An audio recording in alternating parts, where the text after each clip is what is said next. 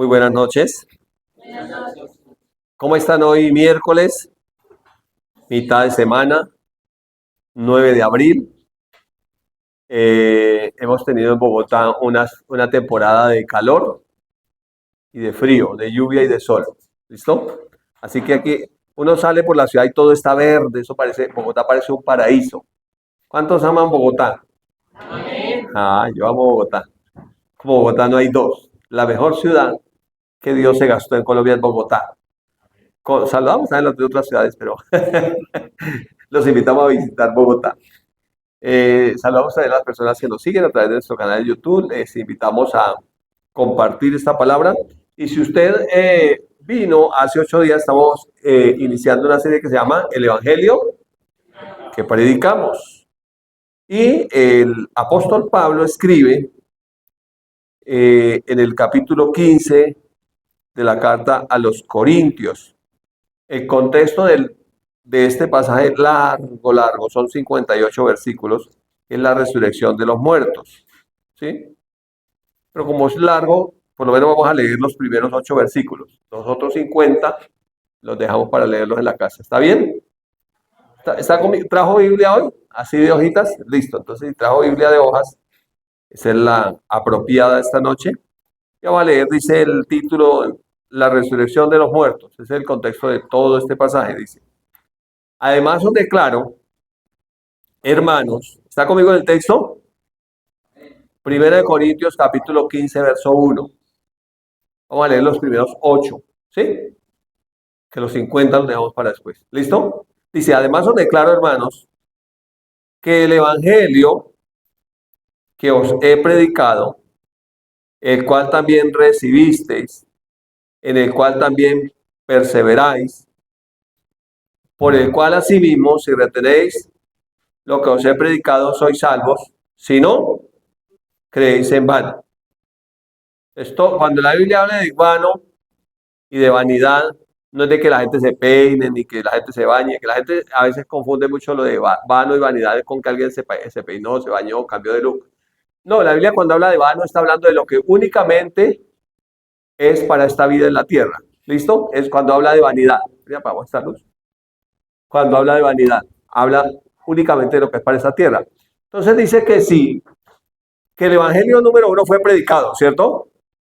Número 2 fue recibido. Número 3, estamos perseverando en él. Por eso estamos aquí esta noche, ¿listo? Estamos perseverando en él. Entonces dice que en el cual también perseveramos. El cual asimismo, número 4, retener la palabra que ha sido predicada. Entonces, hay que retener la palabra, que es un tesoro. Si retiene la palabra que ha sido predicada, son salvos. Si no, creyeron en vano. O sea, creyeron solamente para esta vida en la tierra, no para la vida eterna. Porque primeramente os he enseñado lo que así mismo recibí, que el Señor Jesús murió por nuestros pecados conforme a las Escrituras. Recuerda que ya lo vimos allá en Isaías 53, fue una de las Escrituras que fuimos y vimos. Mas el herido fue por nuestras rebeliones, molido por nuestros pecados, el castigo de nuestra paz fue sobre él, y por su llaga fuimos nosotros curados. Entonces lo primero que dice es que Jesús murió por nuestros pecados conforme a las Escrituras. O sea, no solamente están registradas las Escrituras después de que Jesús murió, sino que antes escribía Isaías 750 años antes que Jesús murió por nuestros pecados. Eso es un tremendo registro, ¿cierto? 7 siglos y medio antes que Jesús muriera ya estaba registrado que Jesús iba a morir por nuestros pecados. Que fue sepultado y que resucitó al tercer día, conforme a las Escrituras. No solamente estaba escrito o quedó escrito después que resucitó, sino que estaba escrito mucho tiempo antes que él habría de resucitar. Que se apareció a Cefas y después a los 12. Después se apareció a más de 500 hermanos a la vez. Verso 6. ¿Está conmigo? De los cuales muchos viven aún. En ese primer siglo muchos vivían. Ya no vive ninguno en este siglo XXI de ellos. Pero muchos vivían en ese primer siglo. Y otros ya duermen. En este momento ya todos durmieron. De esos 500. ¿Cierto? Después se apareció a Jacobo. Y después a todos los apóstoles. Dice Pablo. Y al último de todos, como a un abortivo, me apareció a mí. Que podamos decir, a mí también Jesús resucitado se me apareció.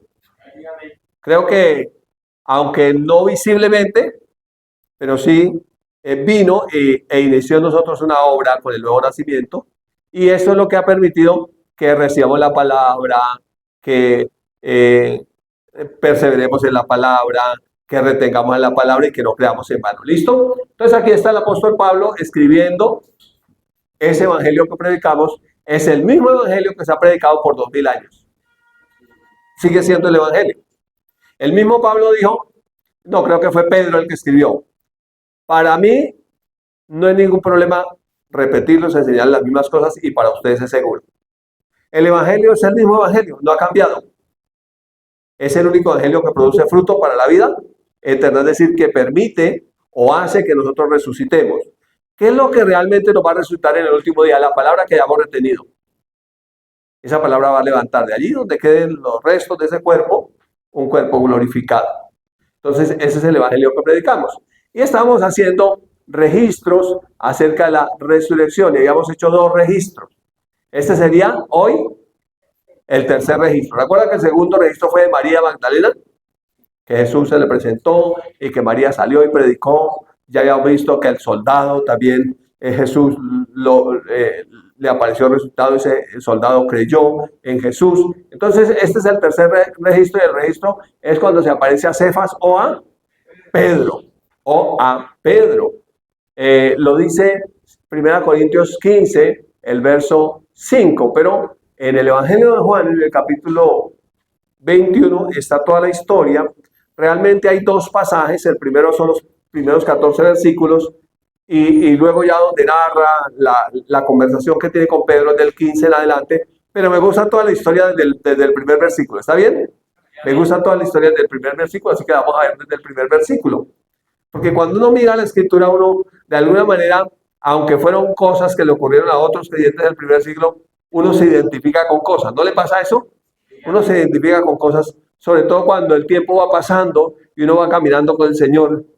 Ya después de 20 años de caminar con el Señor, ya uno como que empieza a entender muchas cosas que antes no entendía. No sé usted, pero en el tiempo que uno lleva ya uno empieza a entender. Entonces dice, narra Juan, el discípulo amado, en el Evangelio de Juan, en el capítulo 21, está como el título en esas 3 primeras líneas. Dice, después de esto Jesús se manifestó otra vez a sus discípulos. ¿Quieren leerlo conmigo? Junto al mar de Tiberias. Y se manifestó de esta manera. Estaban juntos Simón Pedro, 1, ¿cierto? Tomás llamado Dídimo, 2, Natanael de Caná de Galilea, 3, los hijos de Zebedeo eran 2, entonces son 5, y otros 2, habían 7 discípulos. Y otros 2 de sus discípulos, 7 discípulos. Y dice el versículo 3, Simón Pedro les dijo, ¿a cuáles? A los otros 6 que estaban ahí. Les dijo, voy a pescar. Era lo que Pedro sabía hacer. Sí, el Señor había muerto, ellos habían visto todo lo que ha sucedido, ellos quedaron solos, y ahora Pedro dice, voy a pescar. Ellos le dijeron, vamos nosotros también contigo. Y entonces, ¿qué pasó? Fueron y entraron en la barca, y aquella noche no pescaron nada. Yo no sé cuando usted es llamado por el Señor y uno en un momento de dificultad, uno quiere volver a hacer lo que uno hacía. Y sucede que en eso que uno hacía, que uno era experto, trabaja y como que no ve fruto. Y usted dice, pero ¿qué me pasa si yo lo hacía bien y ahora por qué no? Y trabaja, incluso no va solo, va con otra cantidad de expertos, ve ahí llevan 7, todos expertos. Y mire que trabajaron y esa parece como la imagen de ese amanecer. Cansados, trasnochados y con las redes sucias, pero vacías. No pescaron nada. Seguramente con necesidades, seguramente con hambre, deseando tal vez desayunar. Yo no sé por qué a uno le da más hambre cuando no tiene plata. ¿No le ha pasado? Que a uno le da más hambre cuando no no tiene nada. Yo recuerdo una vez que me fui a vender y me fui caminando. Y ese día trabajé toda la mañana, ¿saben cuánto vendí? Nada. Y me había ido caminando, estaba lejos de la casa. Y me dio un hambre así como cuando uno le da hambre que no tiene plata. Que uno siente que ese es un hambre, no es normal. Es un hambre donde desea alguien, donde las tripas aplauden. Donde uno ore en lenguas, eso es una cosa impresionante. Y entonces tuve hambre y yo, a devolverme hasta la casa caminando y no tengo plata. Y me acordé de una tarjeta del subsidio que tenía de las niñas, estaban pequeñas las niñas, con subsidio, valga la cuña. Y yo, ay, esta tarjeta, pero la tarjeta hace mucho tiempo yo no la miraba para nada porque yo sabía que no tenía nada. Porque hace mucho tiempo he dejado de trabajar en la empresa, entonces pues, la empresa era la que le mandaba a uno el subsidio ahí. Y se me ocurre, vea, con subsidio. Y yo, vea, aquí hice con subsidio, con subsidio. Y me fui a con subsidio y metí la tarjeta en el cajero, 20,000 pesos. O sea, yo hizo también milagros, ¿no? Milagro. Y yo, ay, tengo para coger el bus. Y de paso, ¿saben qué? Voy a tomar algo antes de irme. Y me fui. Entonces, esa es una escena que uno vive, ¿no? Y uno vuelve, ¿cómo le fue? Bien, porque volví. No me pregunte más. Entonces, más o menos, les había ido a ellos así esa noche de pesca. Cuando ya iba amaneciendo, se presentó Jesús en la playa. Más los discípulos no sabían que era Jesús. O sea, Jesús hizo una aparición física. ¿Sí? No fue una sombra, una luz, un espejismo. No fue un espejismo. Fue Jesús que se presentó, pero ellos no sabían que era Jesús. Y miren lo que les dice. Hijitos, o les preguntó, ¿tienen algo de comer? Porque le dijeron, ¿tiene hambre? Y ellos le respondieron, no, no hay nada. Dice del campo, estamos jodidos. No hay nada. Hambre sí, pero comida, nada, no hay nada. Entonces Jesús les dijo, echen la red a la derecha de la barca y hallarán. Señor siempre le gusta que uno vaya a su diestra, sienta gente a su diestra, como que la diestra del Señor es poderosa, ¿no? Y le dice, echen la red a la derecha de la barca y hallarán. Entonces la echaron, mire, ellos habían podido decir, no, pues, Señor, ya la limpiamos, estamos cansados, la hemos echado a la derecha, a la izquierda, adelante, otra vez, arriba, abajo, adentro, afuera, no hay nada. Pero ellos, ¿qué hicieron? Obedecieron. ¿Y luego qué dice? Y la echaron y ya no podían sacarla por la gran cantidad de peces. ¡Wow! Como que lo último que tenía yo era la palabra del Señor y ya, eso, voy a hacer caso, de echar la llave, a ver qué pasa. Dice, entonces, aquel discípulo a quien Jesús amaba, dijo a Pedro, Juan tan bonito, Juan no dice, yo le dije a Pedro, no, aquel discípulo a quien Jesús amaba, ese soy yo, me gusta verme como se veía Juan, el discípulo amado. Es el Señor. Simón Pedro, cuando oyó que era el Señor, se ciñó la ropa porque se había despojado de ella y se echó al mar. O sea, que parece que Pedro dijo, me voy a pegar un baño aquí ya, no hay nada, voy a bañarme. Se echó al mar. Y los otros discípulos vinieron con la barca, arrastrando la red de peces, pues no distaban de tierra sino como 200 codos. Y mire cómo venía la red. Le alcanzamos a tomar una foto ahí a una partecita de la red. Yo no sé si usted ha visto milagros de Dios en esos momentos, cuando uno no tiene nada. Y que uno sabe que fue Dios. Se dice, no fue que un golpe de suerte, no fue no, fue Dios. Porque humanamente no había ninguna posibilidad, estábamos graves. ¿Listo? Entonces, en esa tercera aparición, Jesús hace un tremendo milagro de provisión para ellos. Y me gusta lo que sigue porque no solamente fue la pesca milagrosa, sino que ella les había preparado un desayuno y ellos no sabían. A veces uno piensa que no hay nada, pero el Señor ya tiene preparado todo. Y a veces uno solamente tiene que como buscarlo a Él y saber que ahí donde Él está, ahí hay bendición, abundancia, hay plenitud de todo. Dice, al descender a tierra, mire cuando ellos llegan a la playa, vieron brasas puestas y un pez encima de ellas y pan. O sea, no solamente había pez, sino que había pan. Jesús les dijo, traigan de los peces que acaban de sacar. Traigan los peces que acaban de pescar. O sea, vamos a hacer un asado, pero grande. Aquí yo ya comencé, pero traigan cada uno, traigan rápido.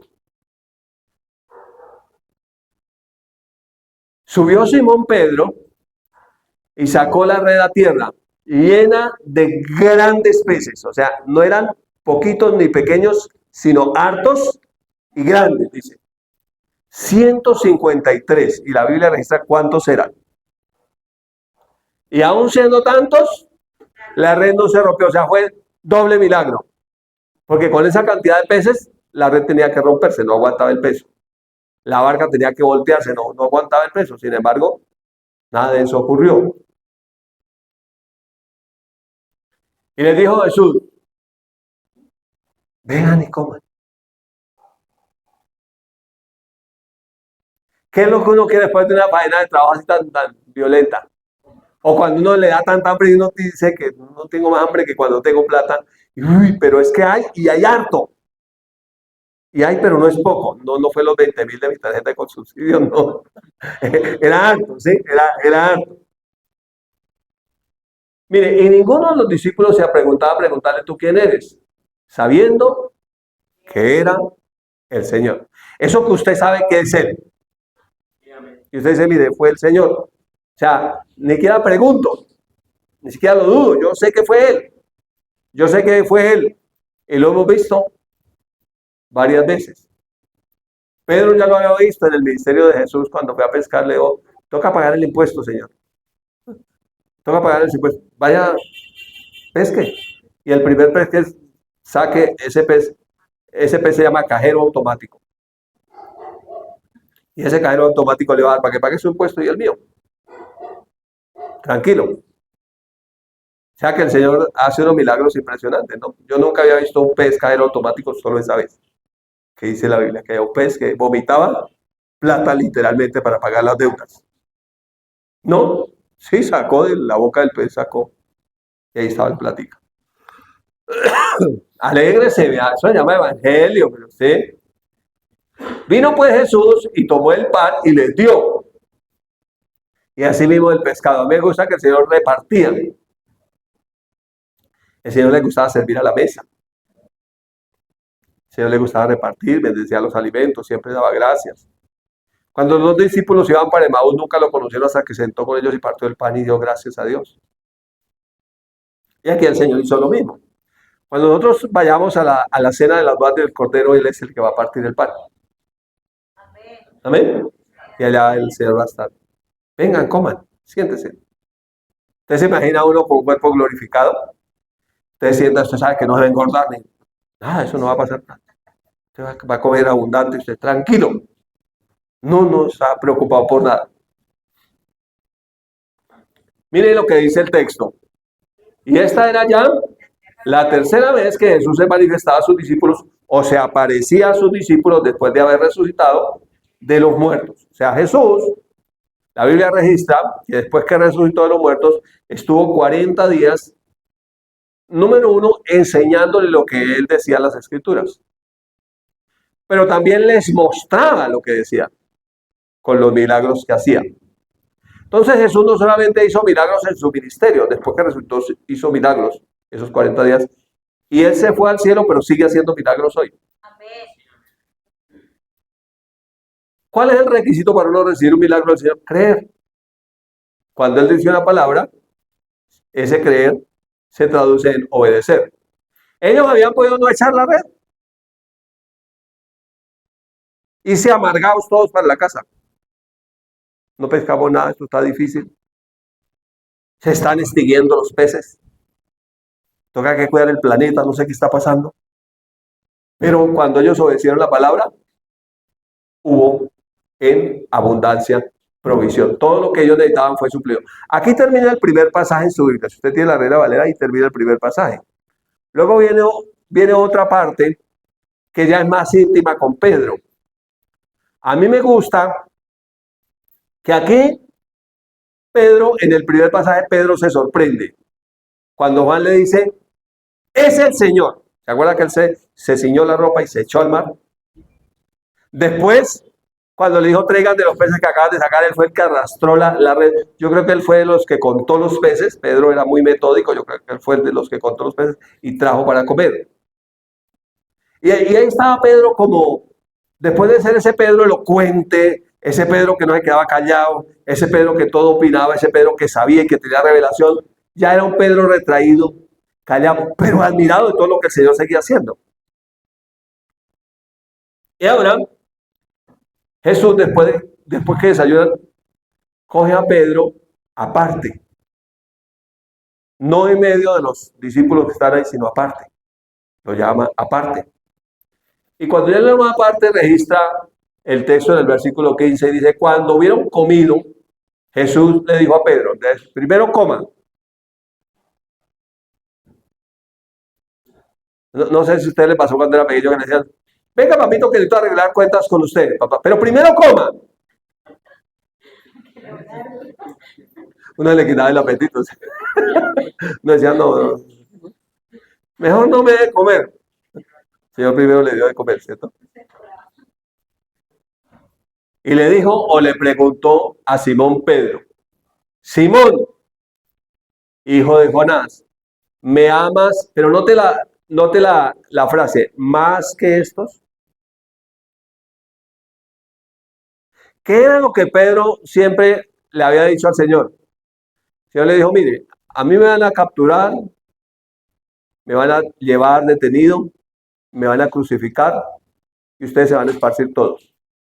Y Pedro le dijo, Señor, mire, si es necesario morir por usted, muero. Y se fundó la espada y estaba listo. Y cuando llegaron a capturarlo, de una vez sacó la espada y dijo, a ver, ¿cuántos son? ¿Cuántas cabezas hay que bajar? Y estaba listo a actuar. ¿Qué estaba demostrando Pedro con esa actitud? Que él amaba a Jesús más que todos. Que aunque todos dejaran a Jesús, él no. Que si todos permitían que mataran a Jesús, él no. Él dijo, yo estoy dispuesto a morir. Entonces ahora viene Jesús a hacer la misma pregunta. Cuando ya Jesús se acuerda que Jesús venía siguiendo, Pedro venía siguiendo a Jesús de lejos. Lo niega la primera vez ante una empleada que estaba ahí. Lo niega la segunda vez ante los que estaban reunidos ahí calentándose en el fuego. Y lo niega la tercera vez. Y después Jesús lo mira de lejos y Pedro lloró. Esas lágrimas de Pedro fueron de arrepentimiento. Pedro dijo, uff. Entonces por eso es que Pedro ya sabía que Jesús lo sabía todo antes de que sucediera.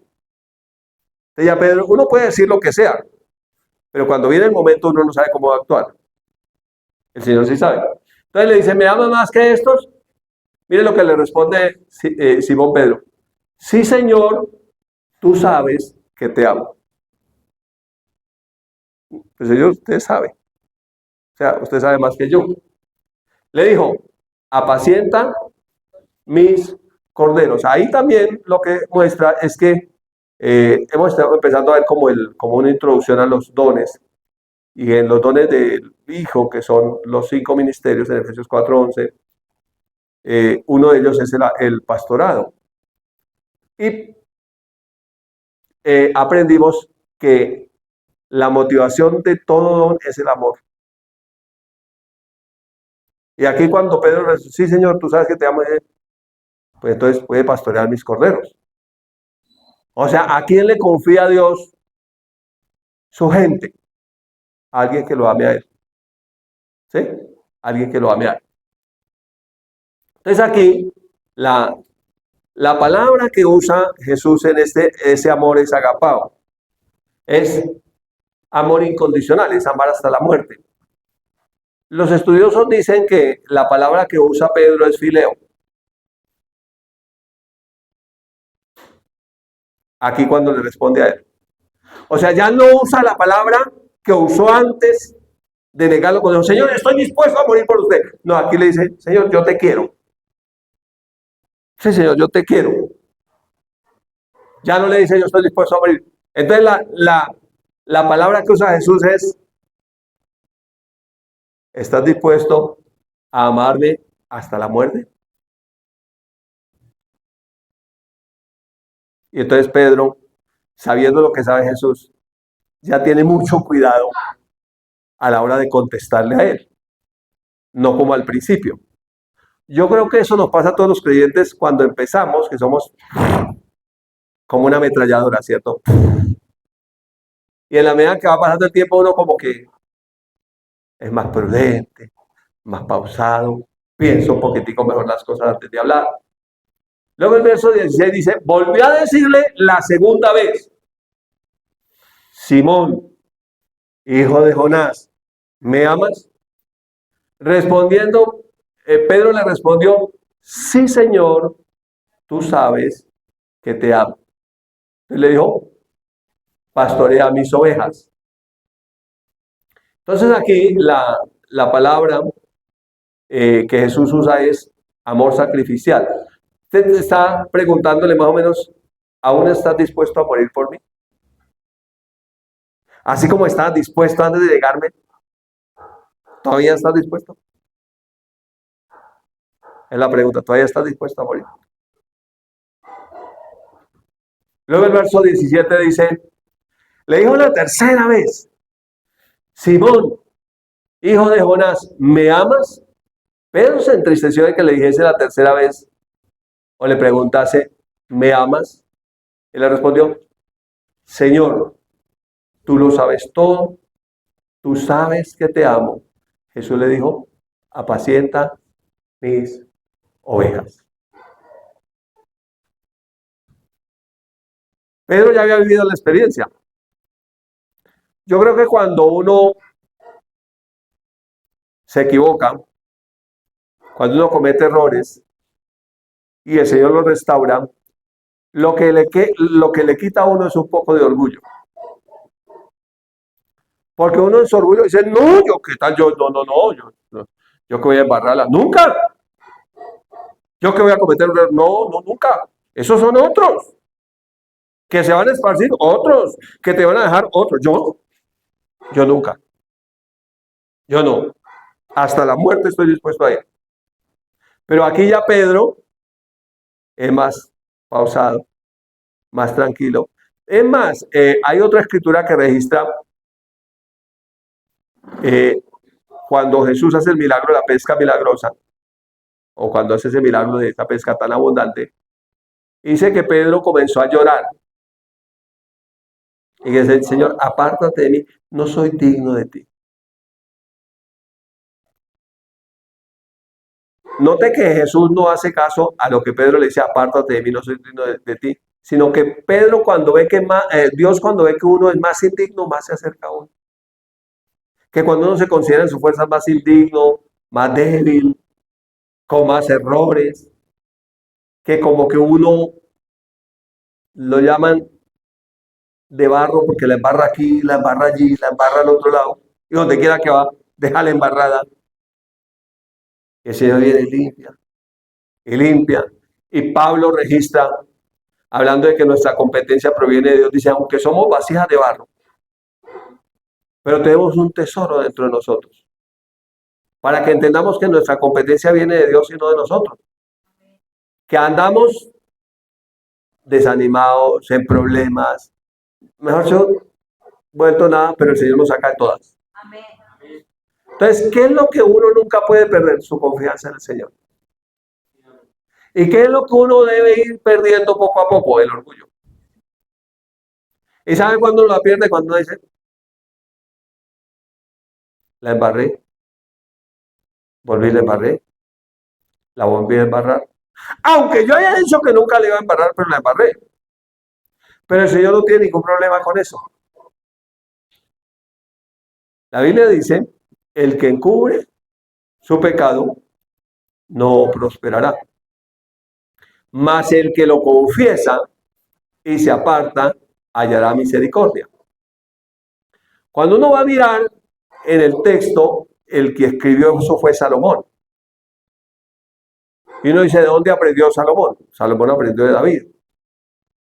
Y David dice, mientras callé, cuando callé en el pecado, se enmohecieron mis huesos en mi gemir noche y día. No gimió Pedro, no lloró Pedro amargamente. No se sintió mal Pedro. Pero luego dice David, mi pecado te confesé y no encubrí mi maldad y tú perdonaste mi transgresión. Tú me restauraste, tú me hiciste nuevo. Y recuerden que la oración de David era, devuélveme el gozo de la salvación. Crea en mí un espíritu íntegro, limpio. Renueva un espíritu recto dentro de mí. Pero cuando usted va al Nuevo Testamento, usted encuentra que la Biblia dice, confesaos vuestras ofensas unos a otros y orad los unos por los otros para que el Señor los perdone. Y la oración eficaz del justo puede mucho, y el Señor restaurará, sanará al enfermo, y si hubiera cometido pecados le serán perdonados, y todo volverá a ser. Entonces, la tradición enseñó que uno tenía que confesarse. Pero no puede ir a confesarse con alguien a quien no ofendió. Uno va al carnicero y le dice, oiga, ¿cómo le parece que le puse los cachos a mi esposa? Y el carnicero le dice, pues, echémonos unas amargas. ¿Usted sabía que hay consejería en diferentes partes? Todo el mundo necesita consejería. Yo me da risa cuando veo los tenderos que venden cerveza, los cantineros son consejeros también. Y la gente va a recibir consejería y se echa una pola y le dan consejería. Pero ¿qué enseña el Nuevo Testamento? Que uno debe confesar es a quien ofendió. Y el que escucha la confesión debe perdonar y orar por el otro. Eso es que cuando demuestra que lo perdona, cuando ora por el otro. Y entonces es cuando viene la restauración, la sanidad, todo lo que sea. Entonces, aquí lo que vemos es la confesión de Pedro. ¿Se acuerdan que nosotros conocemos la confesión de Pedro cuando Jesús pregunta, ¿y quién dicen los hombres que es el Hijo del Hombre? Y entonces unos contestan que es un profeta, otro profeta, otro profeta. Pero Pedro dijo, yo sé que tú eres el Cristo, el Hijo del Dios viviente, y tienes esa revelación del Padre. Pero esa también es una confesión de Pedro. Señor, tú lo sabes todo. Señor, tú lo conoces todo. Señor, tú sabes que yo soy la embarrada. Y entonces mire cómo termina el pasaje. Es impresionante cómo termina el pasaje. La pregunta que Jesús le está haciendo siempre es la misma. Él inicia preguntándole, ¿me ama más que estos? Y mire, ahorita vamos a ver cómo termina el pasaje. ¿Qué es lo que finalmente termina diciendo? Mire el versículo 18. De cierto o en verdad te digo que cuando eras más joven, cuando está comenzando el evangelio, cuando eras más joven, uno va cambiando, ¿cierto? Te ceñías e ibas a donde querías. Mas cuando ya seas viejo, extenderás tus manos y te ceñirá otro y te llevará a donde no quieras.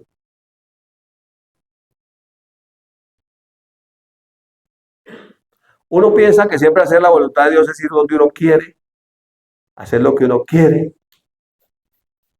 Pero habrá momentos donde uno no quiere. Jesús siempre estuvo dispuesto a hacer la voluntad del Padre. Pero cuando había que ir a la cruz, Jesús en su humanidad no quería. ¿O sí? Cuando no le decía, venido Padre, si es posible, pasa de mí esta copa de ira, de juicio. Pero finalmente dijo, no sea lo que yo quiero, sino lo que tú quieres. Y entonces cuando él se dio su voluntad, aún sin querer, entonces la respuesta de Dios fue que envió ángeles para que lo fortalecieran. Y aquí le dice Jesús, en el último versículo, lo que quería que viéramos cómo será el pasaje. Cuando le dice, cuando eras joven, ibas donde querías. Te ceñías tú mismo, te vestías y hacías lo que querías. Pero cuando ya seas viejo, otro te ceñirá, otro te llevará donde no quieres ir. Y le dijo esto dando a entender con qué muerte habría de glorificar a Dios. O sea, finalmente eso le dice, mire, lo que usted dijo, Pedro, que era capaz de morir por mí, va a ser así. O sea, lo que usted dijo le va a ser hecho, Pedro. Y cuando usted mira, no en la Biblia, los historiadores muestran que Pedro muere crucificado. Y que cuando lo iban a crucificar, Pedro dijo, no soy digno de morir como mi Señor. Crucifíqueme, pero con la cabecita hacia abajo. Y así murió Pedro. Y con esa muerte, ¿qué hizo? Glorificó a Dios. Porque acuérdense que los mártires eran, niegue a Jesús, niegue a Jesús. Y lo soltamos. Niegue a Jesús. Niéguelo. Y Pedro mantuvo su confesión de fe hasta la muerte. Y Pedro fue a la muerte por Jesús.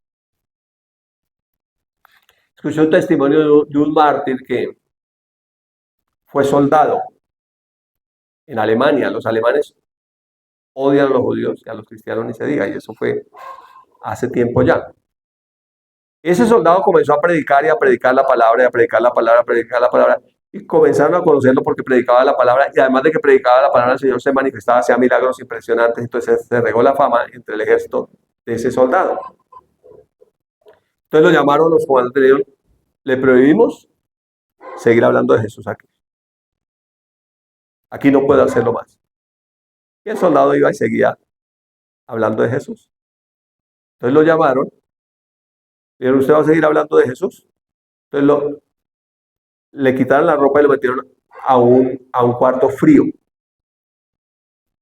Y cuando ya estaba a punto de morirse, le abrían y lo sacaban para que literalmente se descongelara y le decían, niegue a Jesús. Y le damos comida, le damos ropa, es más, lo mandamos a su casa. Y él no negaba a Jesús, volvían, lo metían al cuarto, volvían y lo sacaban.